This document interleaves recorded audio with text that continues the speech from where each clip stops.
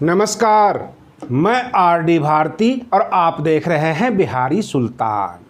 पिछले 24 घंटे का निचोड़ न्यूज़ लेकर हम आपके सामने आए हैं। किसी को बुरा लगे या भला लगे, मैं तो बोलूँगा, मैं तो सरकार की पोल खोलूँगा। कुछ भाई हमें मैसेज करते हैं कि आप बहुजन समाज के मोहल्ले को बहुत गलत दिखाते हो, भिखारी टाइप का दिखाते हो। तो मैं ये जानना चाहता हूँ, क्या हमारे प्रधानमंत्री नरेंद्र मोदी जी ने हमारे देश के बहुजन समाज के मोहल्ले में सोने की गगरी अगर डाल दी है तो हम उसका भी फोटो खींचेंगे, वो भी हम दिखाएंगे। लेकिन आज एक ऐसी घटना, एक ऐसा वीडियो आपको दिखाने जा रहा हूँ जिससे आपको समझ आ जाएगी कि कैमरा झूठ नहीं बोलता। हम जो बताते हैं, हम जो दिखाते हैं, सरकार की पोल खोलते हैं और सरकार की जब पोल खुलती है तो विरोध शुरू होता है। इसमें केवल बीजेपी ही नहीं, कांग्रेस और बीजेपी दोनों चचेरे मसेरे भाई हैं। एक ने लूटा तो दूसरे ने यह कहकर लूटा कि उसने लूटा था तो उससे हिसाब नहीं लिए थे, आप मुझसे हिसाब क्यों लेते हो, यह कहकर पूरे देश को ठग रहे हैं। यानी सबसे बड़ी बात यह है कि हमारे देश का प्रधान लंबी लंबी छोड़ता है और हमारे देश का बहुजन समाज उस लंबी लंबी को लपेटता है। मैं आपको आज पोल खोलने जा रहा हूं उत्तर प्रदेश के जिला भदोही और वहाँ के ग्राम तुलसी पट्टी। वहाँ पे बहुजन समाज के साथ जो अन्याय होता है, जो ये कहा जाता है सबका साथ सबका विकास, ऐसा नहीं है और यह सच नहीं है। आपको शर्म आनी चाहिए, आप शर्मिंदा हो जाइए क्योंकि आपने बहुत कुछ लूटा है।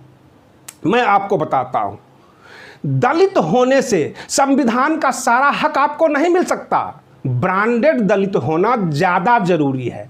भदोही के अगर दलित हैं, उत्तर प्रदेश के रामपुर के हैं अथवा गाजीपुर के हैं, आपको संविधान का हक नहीं मिलेगा। अगर आपको संविधान का हक चाहिए तो आप दिल्ली रायसीना हिल के दलित बनिए, पूरा देश आपको सलाम करेगी। जो ब्रांडेड दलित हैं उनको इंडियन कॉन्स्टिट्यूशन का एवरी आर्टिकल में जो भी फायदे दिए हुए हैं सब लागू होता है। देश के मुख्यमंत्री, मंत्री, सांसद, कोई संगठन, कोई संघ, कोई विपक्ष के नेता सब उसकी प्रशंसा करते हैं। लेकिन वही अगर सामान्य 12 साल की एक छात्रा हो तो उसको बलात्कार और हत्या कर दी जाती है, सरकार शांत रहती है। यह है घटना। बिहार के औरंगाबाद में भी ऐसी घटना पता लगा है और दरभंगा में भी। ये सामान्य दलितों के ऊपर जुल्म ढाए जाते हैं और उस जुल्म को दबाए भी जाते हैं। प्रश्न यह उठता है कि ये जो खाई है गरीबी और अमीरी की, संविधान में सब कुछ वर्णित है, लेकिन क्या वो हक मिलता है? मैं आज आपको कुछ फुटेज दिखा रहा हूं, मैं उसका वर्णन कर रहा हूं, आप समझने की कोशिश कीजिए। यह जो आप वीडियो देख रहे हैं, छोटे छोटे बच्चे जिनके देह पे कपड़े नहीं हैं, आप वहां पर देख सकते हैं गांव का सीन है, गाय बंधी हुई है, पूरा इलाका ऐसा लगता है कहीं से भी आपको कोई पक्का मकान नहीं दिख रहा होगा। जब यहाँ के निवासी प्रखंड विकास पदाधिकारी से कहते हैं हमें पानी पीने के लिए एक हैंडपंप दे दीजिए, तो प्रखंड विकास पदाधिकारी पूरी इंक्वायरी करती है और इंक्वायरी के बाद यह कहती है कि 75 मीटर के अंदर 2 हैंडपंप नहीं दिया जा सकता। आप समाज में हैं, अपने आप को देखिएगा, क्या 75 मीटर के अंदर भेदभाव नहीं होती? क्या 75 मीटर के रेंज में 2 अलग अलग जातियों के घर नहीं होते? क्या 75 मीटर के रेंज में यानी दूरी के बीच अमीर और गरीब का घर नहीं होता? हम कैसे विश्वास करें कि उस 75 मीटर के अंदर जिससे आपने पैसे लिए उसके दरवाजे के आगे हैंडपंप गाड़ दिया और गरीबों को 4 दिन के बाद मना कर दिया जाता है पानी लेने से? यह है भेदभाव। आपने स्कूल खोली है, लेकिन जो SC ST OBC minorities class के जितने भी बच्चे होते हैं उनको स्कूल में एंट्री नहीं दी जाती। मैंने खुद स्कूल में जाकर देखा है, स्कूल के सरकारी गिलास जो स्टील का गिलास होता है उसमें अगर किसी दलित के बच्चे पानी पी लें बहुत बड़ा हंगामा हो जाता है। क्या? क्योंकि उसके ऊपर कोई अधिकार ही उसको नहीं है, यह देश उसका नहीं है। कहने के लिए लंबी चौड़ी बातें करते हैं। आपको एक लेटेस्ट खबर बता रहा हूं, हमारे देश में अब हर चीज के ऊपर नेपोमीटर लगाया जाएगा। नेपोमीटर यह शब्द निकला है नेपोटिज्म से। नेपोटिज्म का मतलब भाई भतीजावाद। अगर कोई फिल्म आपके बीच आती है तो नेपोमीटर से उसकी जांच होगी कि प्रोड्यूसर, डायरेक्टर, हीरो, हीरोइन सब एक ही परिवार के इर्द गिर्द के तो नहीं हैं। अगर कोई पॉलिटिकल पार्टी है उसका रजिस्ट्रेशन तब बचा हुआ रहेगा जब यह देखा जाएगा इस पार्टी में एक ही परिवार के अध्यक्ष, विधायक, सांसद सब के सब तो नहीं है। अगर यह नेपोमीटर सफल हो गया तो यह देश भाई भतीजावाद से निकल जाएगा, आम युवाओं को मौका मिलेगा। लेकिन यह नेपोमीटर लागू कब से हो? प्रश्न यह है।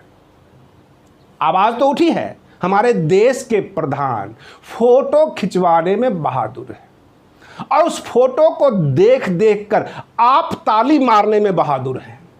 आप हमेशा ताली मारते हैं। बहुत सारे खुलासे हुए हैं देश में, जगह जगह जगह जगह भेदभाव होता है।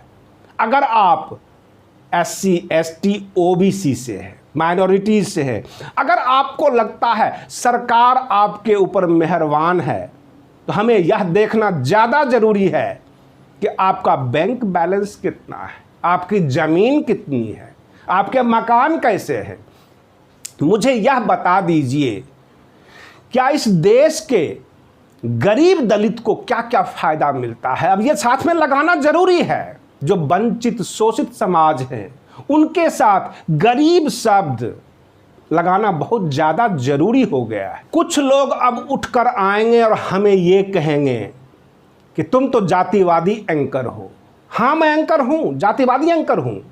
आप जाति के नाम पे वोट ले सकते हैं, हम जातियों की व्याख्या नहीं कर सकते। आपने जो ये प्रक्रिया बनाई है कि कुशवाहा के घर पर जाकर हेडपंप गाड़ दो और वहाँ 4 दिन के बाद यह कहा जाए कि तुम चमार हो, तुम पासी हो, तुमको हम अपने दरवाजे पर नहीं चढ़ने देंगे, ये कौन सा भ्रष्टाचार है? ये कौन सा जातिवाद है? अगर ऐसा दिखेगा तो हम बोलेंगे ही बोलेंगे, चाहे कुछ भी हो। आप बिहार में चले जाइए, जो बिहार का सहरसा जिला में सोनबरसा विधानसभा है, वहाँ बसपा प्रभारी है एक, और उनके पास जमीन है। सवर्णों ने जमीन दिया, उसको पर्चा कटाकर वो सब लोग रह रहे थे। उसके किसी नशेरी पोता से एक यादव जी ने जमीन रजिस्ट्री करवा ली, अब उसको बेघर कर रहे हैं। कहने का मतलब यह, कहीं न कहीं हमारे बीच में ही ऐसी कुल्हाड़ी है जो पूरे समाज को काट रहा है, और हम बोलेंगे। जब हम गलत देखेंगे तो बोलेंगे, आप हमें नहीं रोक सकते। चाहे जो कहना हो कहते रहिए। आप बने रहिए बिहारी सुल्तान चैनल के साथ। समाज की सच्ची तस्वीरें हम लेकर आते रहेंगे और मिलते हैं फिर अगले वीडियो में। तब तक के लिए धन्यवाद।